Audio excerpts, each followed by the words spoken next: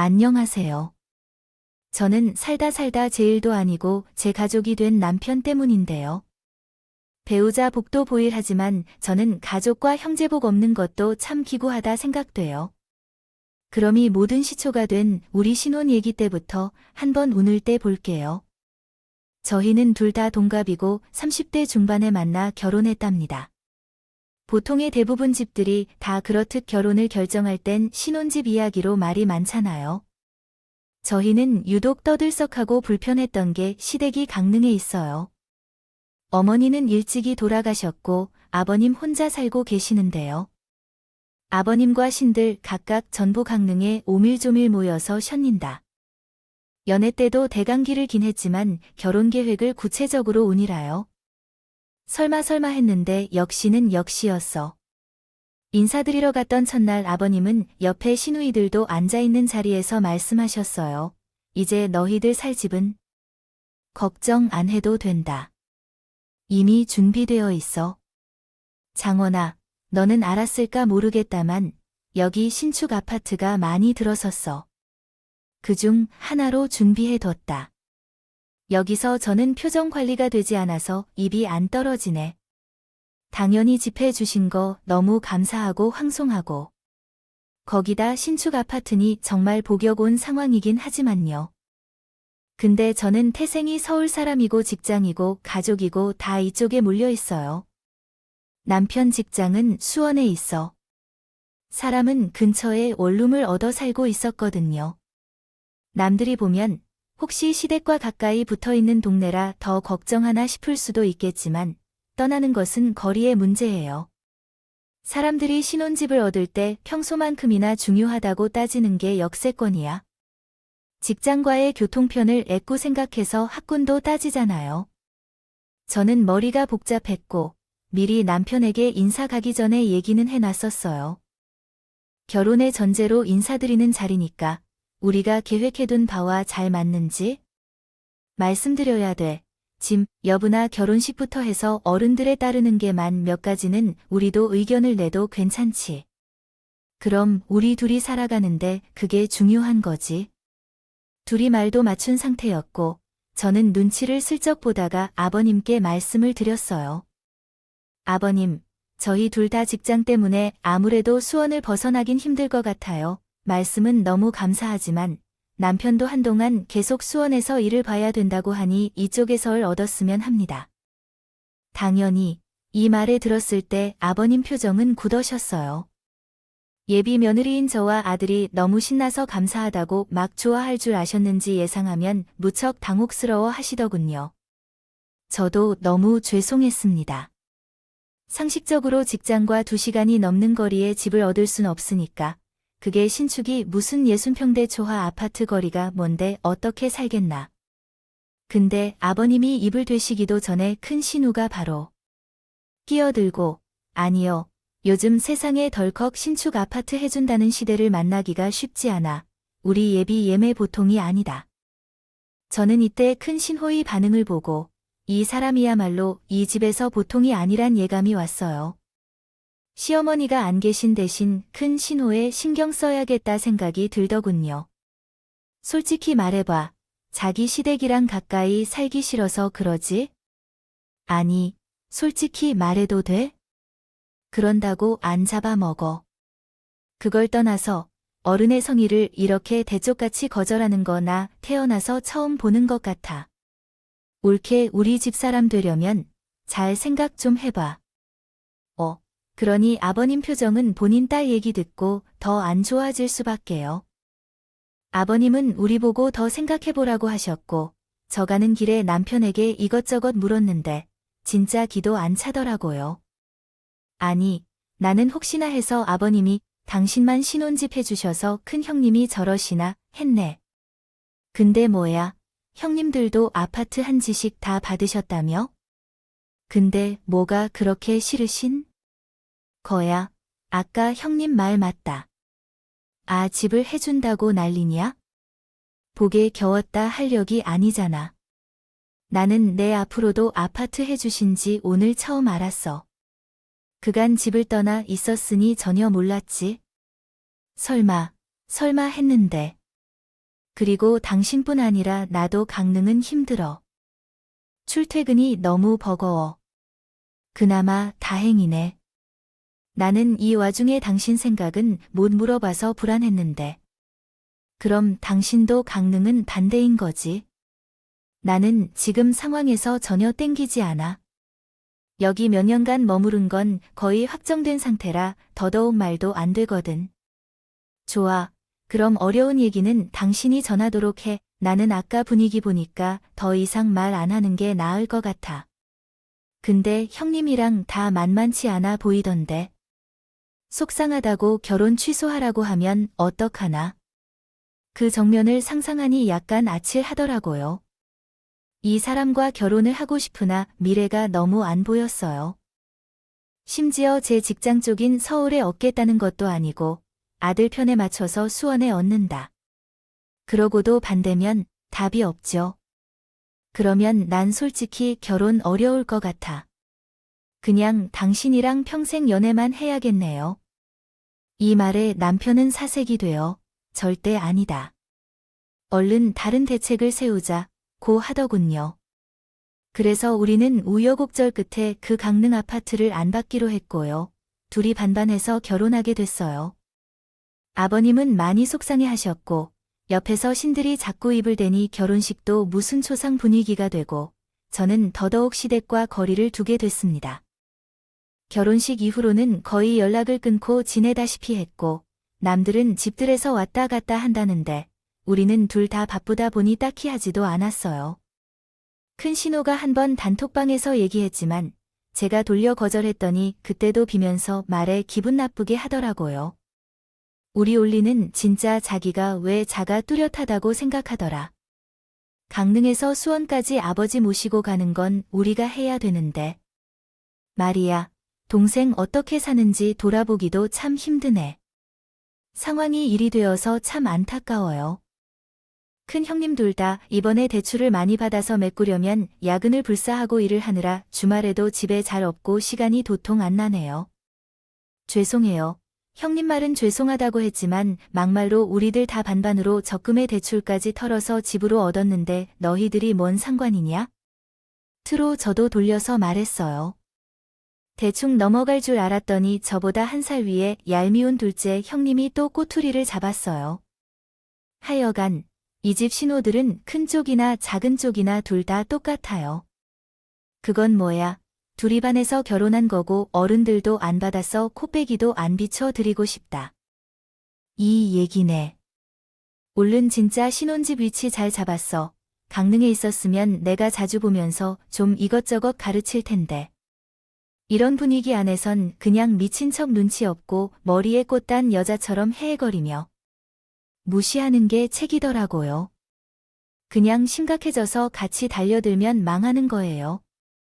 저는 그런 식으로 말한 내용이 하나도 없는데 은히 뭔가 오하나 봐요. 그럼 오늘도 좋은 하루 보내시고요. 전 업무 보러 들어가야 돼서요. 점심 맛있게 드세요.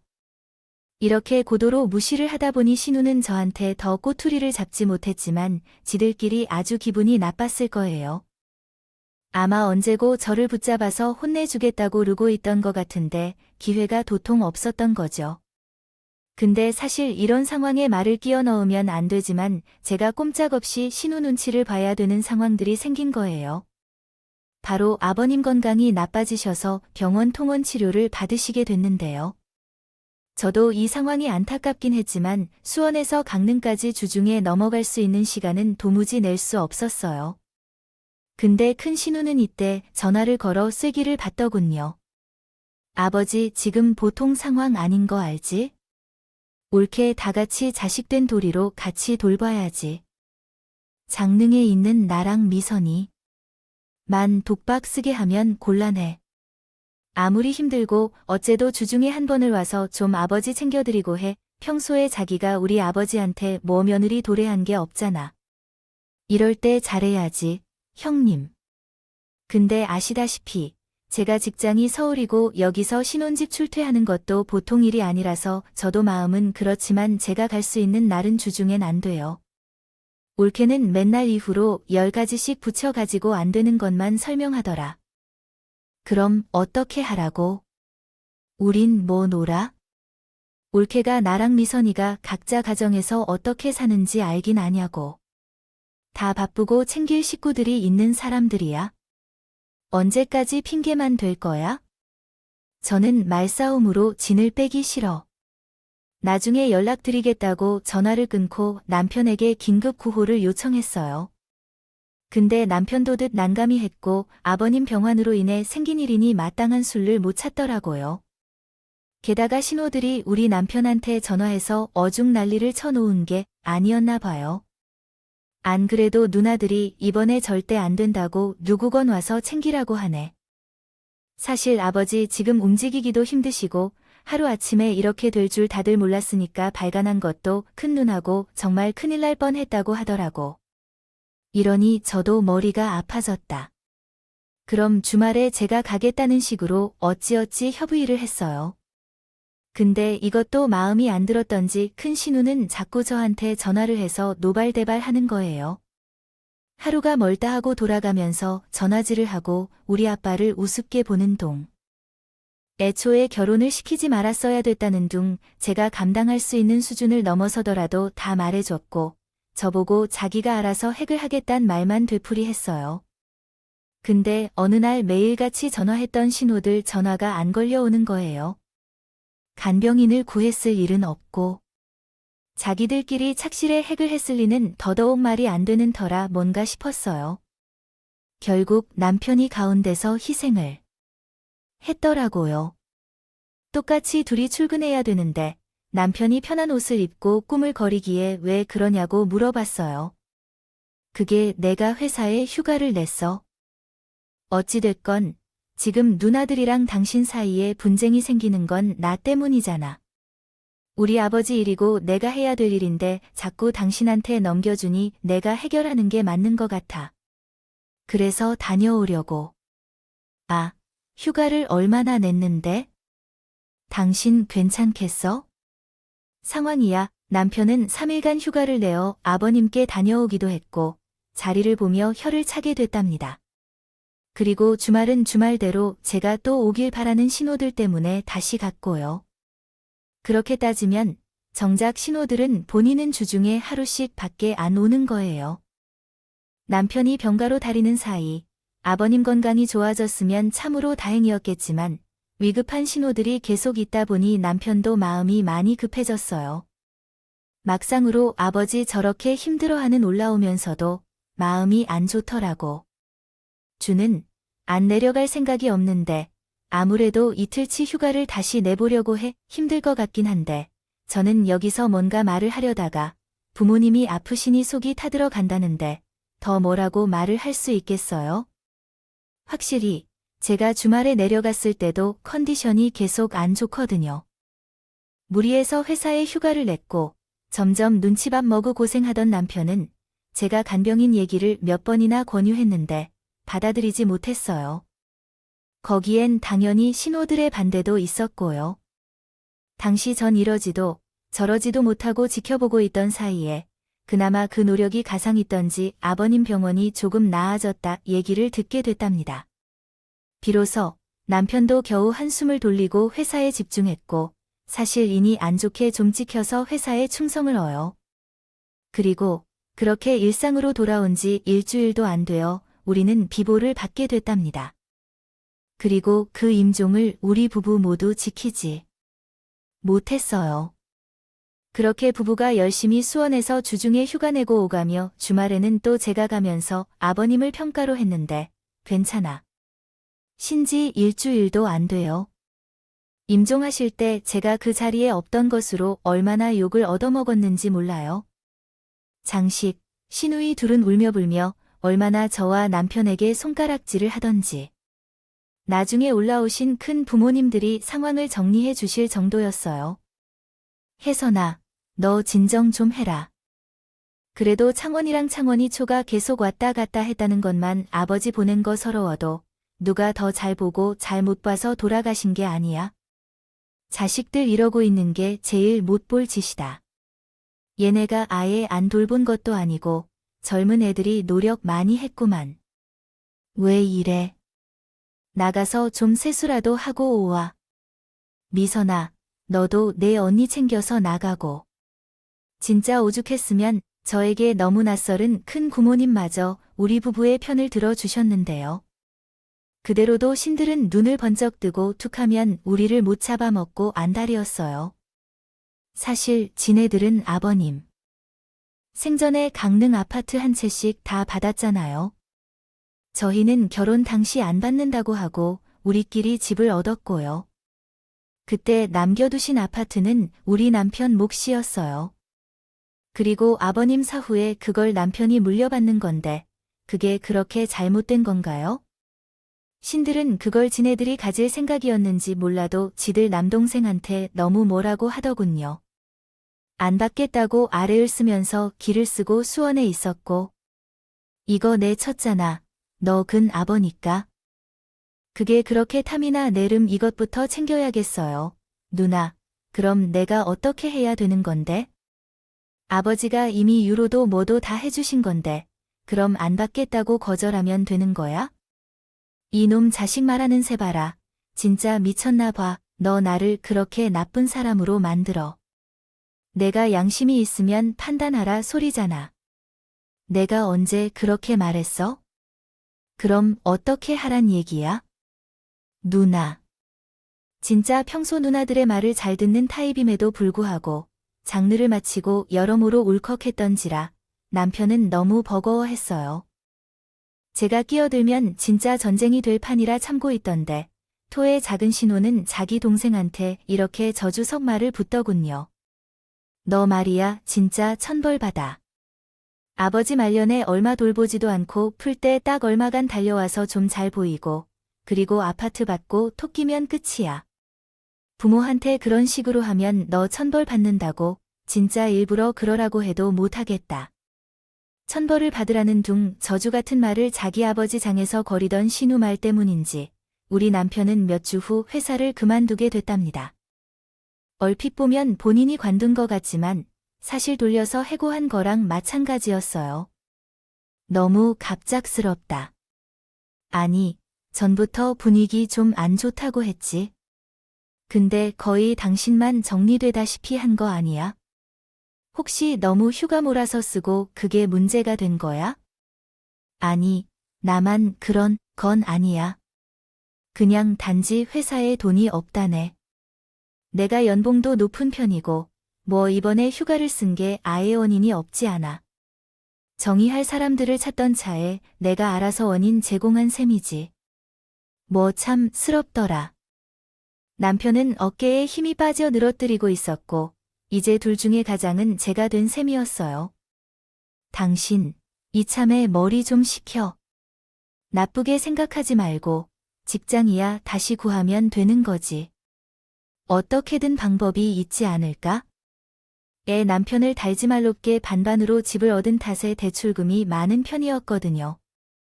남편은 아파트 얘기를 꺼내며 저를 안심시키려고 했고요. 아무튼 한동안 시댁과 엮여 속이 시끄럽던 판국에 이제 둘의 시간을 지내려고 했더니 경제적인 게 발목을 잡더군요. 근데 말이죠. 안 좋은 일은 다 겹쳐서 온다더니 평소 지병에 있으셨던 저희 친정아빠도 갑작스레 쓰러져서 병원에 입원하셨어요. 거품 물고 쓰러진 아빠를 엄마가 발견했고 저는 직장에 있다가 늦게 뛰어갔습니다. 정신을 거의 못 차리고 얼굴이 새하저를 보고 남편은 서글프게 위로해줬어요. 그냥 우리 마침 모든 게 상황에 맞게 돌아간다 생각해보자. 내가 시간이 되니까 아버님 병관을 내가 해도 될 것 같아. 당신은 회사 다니면서 아무 걱정도 하지 말고 지금 장모님도 무릎 수술한 지 얼마 안 돼서 못 그러시는데 누가 돌볼 수 있겠어. 좋은 쪽으로 생각해보자. 우리 결국 못 참고 엉엉 오는 절에 남편이 안심시켜줬고 정말이 그 뒤로 3주가량을 남편이 오가며 돌봐줬어요. 엄마도 너무 고마워하셨고 저도 남편에게 여러모로 미안하고 울컥하더라고요. 근데 이런 노력도 덧없이 저희 아빠는 그렇게 임종을 맞으셨어요. 그나마 회사에서 위독하시다는 연락을 받고 뛰어든 제 얼굴을 보셨고 제 손에 온기를 느끼신 뒤 가셨습니다. 시아버님 장례 때는 제가 이성적으로 움직임을 처리했고, 우리 아빠 장례 때는 이미 겪어본 남편이 재빠르게 일을 진행시켜 줬어요. 참, 아이러니컬하게도 둘 다 각자 아버지를 내보낸 텀이 길지 않으니까요. 먼저 겪어본 쪽이 쪽을 잘 덜하고요. 정신없는 사이, 남편은 그래도 자기 누나들에게 알렸고, 신호들은 상당히 떨떠름한 얼굴로 장례에 왔어요. 아무렴, 안 올 수 있나요? 나도로 자기 아버지를 지방에 오가면서 주말마다 병관으로 시켰던 이들이 우리 아빠 아프다 할 땐 답장조차 없었거든요. 인간이라면 장례 정도는 오는 게 맞았을 거고요. 근데 나름 그 사이 연락을 끊고 잘 안 봤지만 간만에 봤으니 저도 신호들에 대해 잊고 있었는데요. 사람 되게 안 변하더라고요. 진정, 엄마가 장례를 마치고 난 뒤 제 남편이 근처에 없는 걸 확인하고 하수연하시는 거예요네. 신호들 진짜 너무 못돼 처먹어서 다들 꿀밤을 안 대신 날려주고 싶더라. 아니, 너도 내 시아버지 간호했다며. 근데 자기 동생이 여기서 아들처럼 장례 지키고 있는 게 뭐? 그렇게 볼썽 사나워 뭐라던 뭐라고 하는 거 엄마가 들었구나. 그 사람들 원래 그런 인간들이야. 엄마, 너무 신경 쓰지 마. 내가 화 안 나게 생겼어. 뭐라 그러더라. 청원이 녀석, 남의 집 아들 다 돼갖고 꽁문이 빠지도록 다니는 거 보라면서 엄마 아버지가 하늘에서 이걸 보면 속타했다. 아들이라고 전원만 대학 보내고 하더니 저 꼴이 뭐냐던데. 아니, 뭔 꼴인데, 그러는 치들은 어쩌고 살길래 됐어. 엄마, 내가 알아서 할게 듣고 나니. 저도 이 신호들 진짜 너무 용서가 안 되더라고요. 사람이 됐다고 가지고 어떻게 저런 못된 마음을 먹나요? 저건 자기 동생을 욕하는 걸 떠나 그 너머 올케인 제 욕도 하는 거잖아요. 저는 아버님 돌아가셨을 때 장례식에서 손님들 맞아가며 온갖 예를 다 입고 시중도 들고 많은 걸 했어요. 근데 지들은 한가하게 둘러앉아 화투나 치고 가끔 오는 시댁 가족들 붙들고 울며 우리 부부 욕이나 해댔다고요. 차라리 부르지 않는 게 낫지 않았을까 싶지만 자기 아버지 아프신 때 몇 달이고 병가로 오가게 시켜놓으니 저도 너무 괘씸하고 똑같이 인사라도 받자 생각에 오기 한 거예요. 하지만 엄마는 이미 마음이 다 상할 대로 다 상하셔서 다시는 신호 받고 싶다고 하더라고요. 내가 너만 아니었어도 둘이 불러다 놓고 나란히 야단쳤을 거야. 하여간 난 정서방이 한됐어. 저렇게 싹싹하고 수더분한데. 네, 아빠 아프실 때도 얼마나 잘했는지 알아. 그러니까 내가 참는 거야. 저는 이 일을 남편에게 함께 했다. 우리 아빠를 보살펴준 것을 기억들이 고맙고 저런 누나들한테 시달리는 게 가여워서 참았어요. 그러니 장례식 이후로는 친구들과 당연히 연을 끊고 살았고요. 남편 역시 그러라고 생각했죠. 본인도 누나들이 너무 피곤하다고 했고 스트레스를 많이 받았으니까요. 근데 어느 날 퇴근하고 집에 들어가는 길에 저는 이상한 광경을 마주하게 됐어요. 집 앞 부근이 되게 시끄러워서 뭔 일인가 하고 성큼성큼 걸어서 가봤는데요. 집 입구 쪽에 남편과 간만에 보게 된 신호들이 한자리에 있는 거예요. 이때 신호들은 저를 보자마자 저에게 막 손가락질하는 거 있죠. 옳게 왔네. 잠깐 올게. 우리랑 얘기 좀 해내. 저는 너무 당황스럽고 뭔가 불쾌해서 고개를 갸우뚱했는데 남편이 더 빨리 제 쪽으로 뛰어오더군요. 여보, 이따가 설명할게. 집에 들어가 있어. 알았지?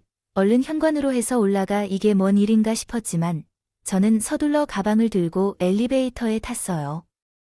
신호들이 현관 쪽까지 쫓아오는 소리에 순간적으로 땀이 주르륵 흘렀고 대체 뭐길래 이러나 황당했는데 나중에 거의 3에서 4분이 지나 조용한 복도에서 비밀번호를 누르고 남편이 들어오는 거예요.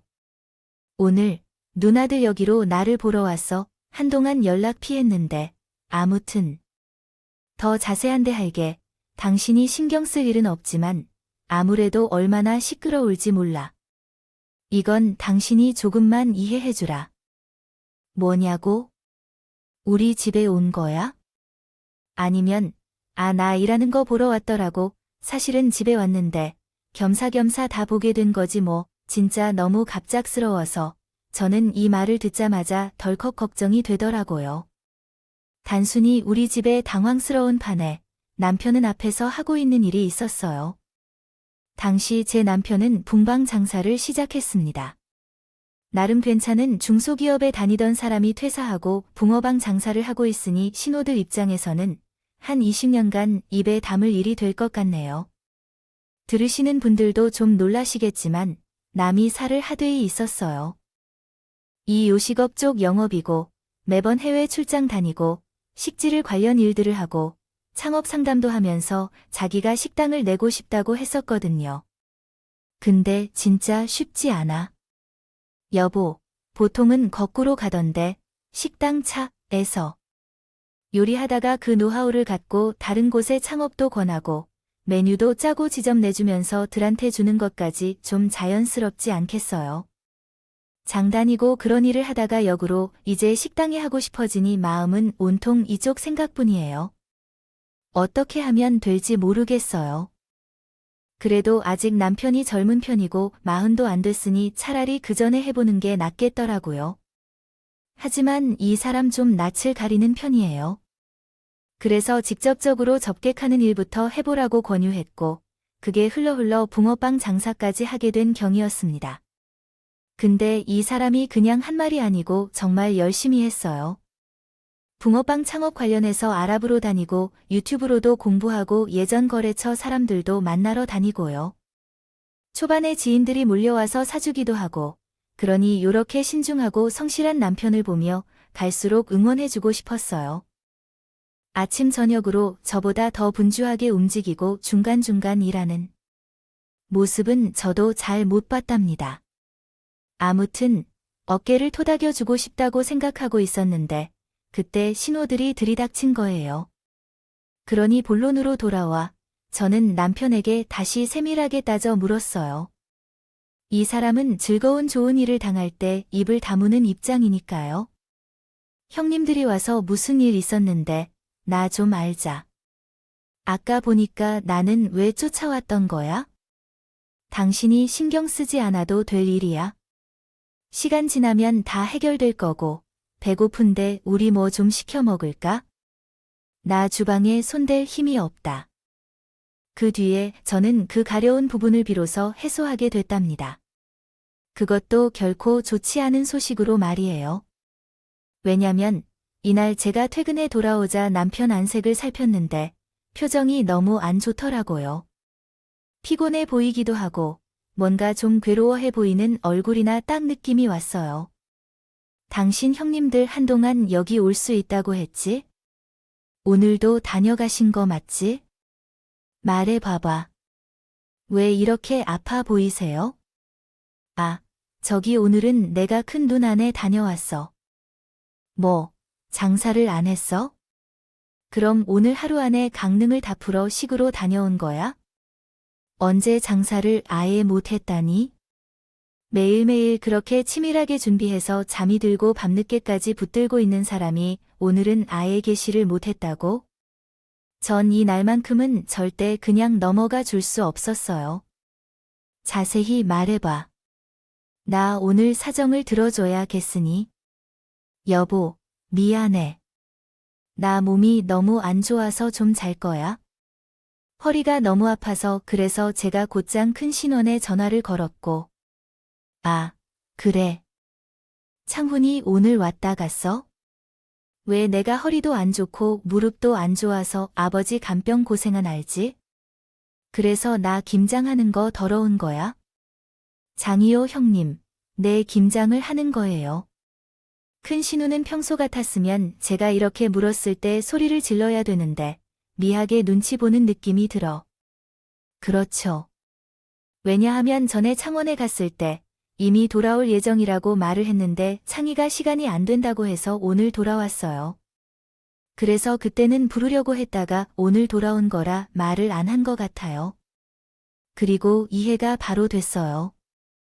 신들이 찾아왔다는 핑계로 시비 걸려고 하는 걸 알아차렸어요. 그러면서 남편이 저를 부르겠다고 해서 상황을 봐주려고 한 걸까 봐요. 언니가 이해할 것 같아요. 올해도 우리 가족 관계가 얼마나 복잡하고 힘들었는지 아시잖아요. 제 처지는 불편하지만 창희가 와서 조금 돌아온 것 같아요.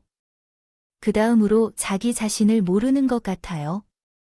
큰 신우의 가족만 복잡할 것 같고 자기 가족은 얼마나 화목한지 모를 거예요. 근데 갑자기 이상한 느낌이 들었어요. 형님, 여기 작은 형님도 계시나요?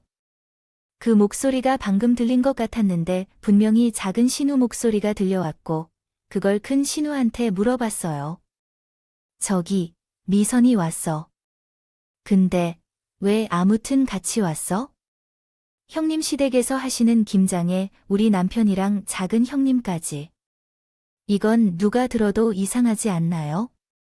어떤 집에서 김장을 하는데 며느리의 사돈 총각이랑 사돈 처녀지 다 같이 불러서 해요. 물론 할 수도 있겠죠. 근데 그렇게 일반적인 그립은 아니잖아요. 그러자 큰 신우는 비로소 이때부터 짜증을 내며 사실을 말하더군요. 아, 왜 뭘 그렇게 따져 물어? 우리 집에서 해서 가져가려고 했어. 왜 그러니까 둘 다 불러서 도와준 거지? 내가 뭐 올케를 여기 부르기 했어. 어쨌어? 올케가 뭐 상관이야? 우리 남매들 뭉쳐서 알아서 한다는 데네. 그러시군요. 저도 별로 없이 여쭤본 건데요. 근데 장을 얼마나 한 거예요? 이 사람 지금 와서 누워서 일어나지도 못하고 있어요. 내일도 일 못 나갈 것 같다는데요. 신호는 너무 아무렇지 않게 100폭이 좀 넘게 했고 김장은 원래 그렇게 하는 거 아니냐며 뭘 묻냐고 라고 말했다. 짜증을 냅니다. 아니, 큰 형님이 하루 종일 서서 힘들게 기계를 닦고 빵을 팔며 진짜 고생하는데 강릉을 아침부터 저녁까지 당일치기로 가라고 하니 어떡하죠? 오늘 장사도 못하고 내일도 못할 것 같아요.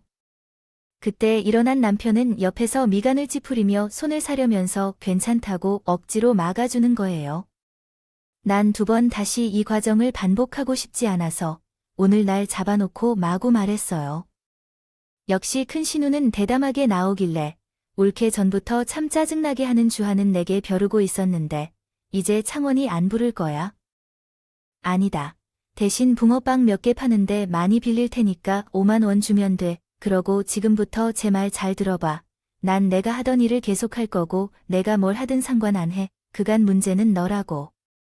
줄 알았지? 창원이 녀석도 8푼이 된 줄 몰랐지. 그놈 자식, 그렇게 부려먹고 정신 한번 세게 차려봐야지. 예전부터 엄마가 그놈 자식만 사는 놈이라고 끼고 살아서 나랑 미선이가 얼마나 손해보고 자라는지 알아? 혼자 잘났다고 그저 잘난 건 아들이란 거 하나로 대학까지 가놓고 그게 뭐야? 붕어빵이나 팔고 앉아있고 진짜 한심해서 말도 안 남아. 그래서 우리가 정이라고 다 집어치우라고 길을 좀 빼놓으려고 시켰다. 왜 엄마도 안 계시니 우리가 엄마나 마찬가지지? 그러니 우리랑 창원이 관계에서 올케는 빠져. 옆에 남편은 어느새부턴가 표정이 점점 변하고 있었어요. 근데 좀 웃기지 않나요? 그냥 저들이 먹을 김장 100포이씩 많이 해본 여자들끼리 붙어 앉아도 힘든 것을 우리 남편이 뭘 얼마나 요리를 해봤다고요? 요령도 없고 안 해봤을 텐데 그걸 남동생을 불러다가 누나들이 그렇게 시켜 먹은 거예요. 그러니 이 자리에 작은 신호까지 와가지고 지들 챙겨. 먹을 김치라고 우리 쪽에는 한 털도 못 챙겨온 게 없어 보이더군요. 이런 상황을 다 파악한 제가 여기서 왜 빠져야 될까요? 열받아서 시녀들한테 소리를 질러 버렸어요. 좋아요, 형님들 말이 맞다고 쳐요. 저는 하나도 이해를 안 가지만요. 근데 저는 이 사람 배우자로서 할 말이 있지. 제가 왜 빠져야 돼요? 내 남편 하루 장사도 못하게 불러다가 부려먹은 건 맞잖아요. 아이고, 눈물 난다. 눈물 나. 그래서 준다고 했잖아. 5만 원 올게. 너 진짜 내가 경고했어. 다시는 우리 남매 이에 껴서 나대지 마. 진짜 혼나 알았어. 이렇게 이죽거리면서 번호 보내라는 큰 신우에게 우리 남편이 서는 핸드폰을 치더니 소리를 질렀어요. 큰 신우는 옆에서 남동생이 듣고 있을 줄 몰랐던지 잠깐 침묵이 돌았어요. 뭐, 내 일당을 쳐서 준다고 5만 원? 아니야, 나 50만 원. 바로 하루에. 누나, 돈 줘라. 나, 누나들 때문에 손해본 거 돈 쳐서 줘라. 계좌 보내줄 테니까 똑바로 정리해주고. 그리고 우리, 이제 보지 말자. 나들이 보고 다음날, 우리 집에 신호들이 들이닥치게 됐답니다. 여기에는 우리 엄마와 연관된 이유가 있는데요. 본래 우리 친정엄마는 우리 남편을 그래도 이쁘게 보고 계셔서 여러 가지 중요한 일들을 많이 맡기셨어요. 왜냐면 남편이 정말 성심성의껏 우리 집에 너무 잘해줬거든요. 아버님께 받은 아파트를 정리했던 돈들 중 그중 목돈을 꺼내어 우리 친정에 주었었거든요.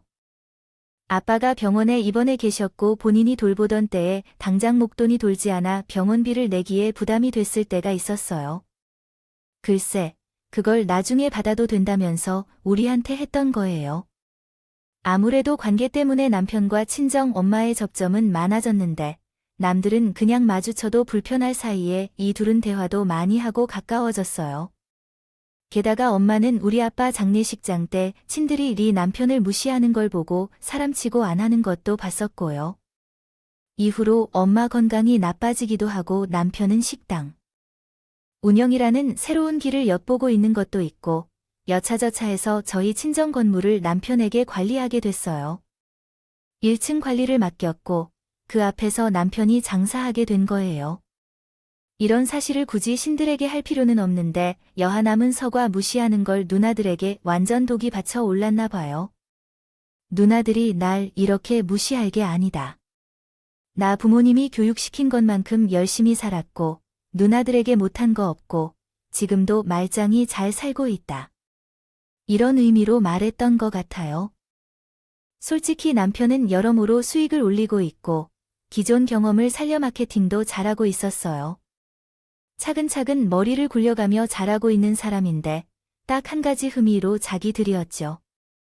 이제 오만정이 다 떨어지게 된 이유는 가에서 자기를 대하는 모습과 대비해서 누나들의 본 모습이 선명하게 보였나 봐요. 어느 쪽을 선택할지 고민하다 괴로워하며 누나들의 택했는데 본인을 향한 조롱에 더 못 부려먹고 안다한들이라니 이웃 신호들이 쫓아온 건. 전화 말미에 남편이 자기 하루 수익이 50만 원이니 그거대로 구 못 믿겠으면 누나들이 와서 보라고 했거든요. 하지만 절대 그게 다가 아닐 거예요. 누가 보면 정말 저렇게 저하라는 남동생이 미안해서 달려올 것 같았겠지만 절대 아니랍니다. 그냥 이 상황에서 저들은 또 돈 냄새를 맡은 거예요. 우리 아버님에게 아파트에 유산이 좀 있어서 지들이 받을 게 있을 줄 알고 그렇게 병간호에 집중했던 것처럼요. 하지만 어림 우리 친정 건물 1층을 관리하며 그 앞에서 붕어방 장사를 하는 것 때문에 신호들은 세상 착해진 얼굴로 찾아왔어요. 동생을 또 구슬리어 들길래 남편은 폭발하려는 말렸어요. 잠깐 가만히 있어 봐. 저기 형님, 저랑 나가서 말씀 좀 하세요. 이 사람 많이 피곤해서요. 그러면서 저는 생각해주는 척 신호들을 구슬 어제 남편이 적게 충격받아서 너무 화나 있거든요. 정말 잘 지내고요. 쉽고 동생과 화해하고 싶으면 어려울 것 없어요. 어제 말한 대로 이 사람 일당 50만 원에 몸살 난 거 달래줄 겸 한약이라도 해먹을게.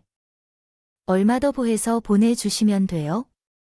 그냥 말로만 잘 지내자고 그러면 마음이 풀릴까요? 고생하고 온 동생에게 조금이라도 성의를 보이시면 돼요. 이 말에 신호들은 못마땅해 하면서도 서로 슬쩍 눈짓을 하더니 돈을 서로 나눠서 낸 건지 남편 앞으로 120만 원이라는 금액이 들어왔어요. 제가 말한 금액의 2배 이상을 쳐서 저 짠 순이들이 준 걸 보니 아마 더 큰 걸 기대하고 준 거겠죠. 남편 말로는 태어나 처음으로 누나들이 자기에게 뭔가 요구하고 값을 쳐서 준 돈이에요. 어쨌건 남편은 돈을 받고 난 뒤 누나들을 안 보고 살아야 자기가 화병 안 걸릴 것 같다며 하겠다고 하더군요. 저도 그러라 했어요. 그럼 그 뒤로 이 약 빠른 신호들이 가만히 있었겠느냐? 그럴 리가요. 우리가 돈 받고 입싹다니 애가 타서 또 연락을 해오는데 올 때마다 전화도 무시하고 넘기고 대답도 안 해줬어요. 나중에 저한테 전화해서 큰 신우가 또 따지길래 저도 뭐라 했죠? 너들 옛날부터 너들 생이용해 먹고 함부로 했던 거 다 따져서 돈 더 뜯기 전에 관둬라. 너들 자꾸 동생네 가족 망치고 이렇게 벌집 수시도 함부로 하면 나도 너들 씨에게 알리겠다. 고 했습니다. 여기에 신우가 꼼짝 못할 이유가 있는데요. 큰 신우의 시댁은 본래 고조에 별 볼 일 없는 신우를 고학력 남동생, 그러니까 우리 남편을 보고 결혼을 허락해 준 거예요. 그만치 속물에 깐깐하고 못된 시댁을 만생하고 있더라고요. 그쪽에 우리가 뭔가 고자질하고 어쩌고 하면 큰 신우도 결혼 생활이 꼬이 있죠. 결국 신우는 입을 다물었고 작은 신우는 입만 살아서 뭐라 했지만 자기 언니가 멈춰버렸는데 별 수 있겠나요? 가만히 있어도 자기 동생 더 보며 살았을 텐데 누굴 탓하겠어요? 본인들이 저렇게 만들었는데 제 남편은 그 이후로 신우들과 완전히 끊어버리고 지냅니다. 시부모님도 안 계시니 더더욱 볼 리 없겠죠. 저 희이 벌써 꽤 되었는데 현재까지 연락 기미도 안 보인답니다. 무소식이 희소식이라고 아마 연락 못하는 건 이유가 있을 거예요. 큰 신후 결혼 생활이 불행해서 그런 거겠죠? 편안하고 살만하면 또 동생들 복을 텐데 꼭 자기 삶이 불안하고 시댁이 쥐어 살 땐 조용히 지내거든요. 같이 북치고 장고 치던 작은 신우도 넉넉치. 한 집에 시집가서 아기 받쳐 있고 그런 저들의 생활은 앞으로 안 봐도 뻔해요. 잘 풀릴 내가 없죠. 남편은 붕어빵 장사가 잘 되었던 부분을 경험 삼아 다른 일을 계획 중이고요. 눈나들 끊길 잘했다고 최근 들어 저에게 처음으로 말했어요. 저희는 특별한 문제 없이 무던히 잘 살아가고 있고요. 이후로 아기 천사만 찾아왔으면 하는 파른 분입니다. 새 식구를 맞이하기 전 힘든 덩어리를 정리할 수 있어 다행이라고 생각해요. 그럼 여기까지 들어주셔서 너무 감사하고요. 모두들 건강하시고요. 저희 집처럼 문제없이 늘 평안하시길 바래요. 혹시 불편한 점이 있는 분들도 힘내시고요. 오늘도 저희 채널에 와주셔서 감사드립니다. 더 좋은 이야기로 찾아뵙겠습니다.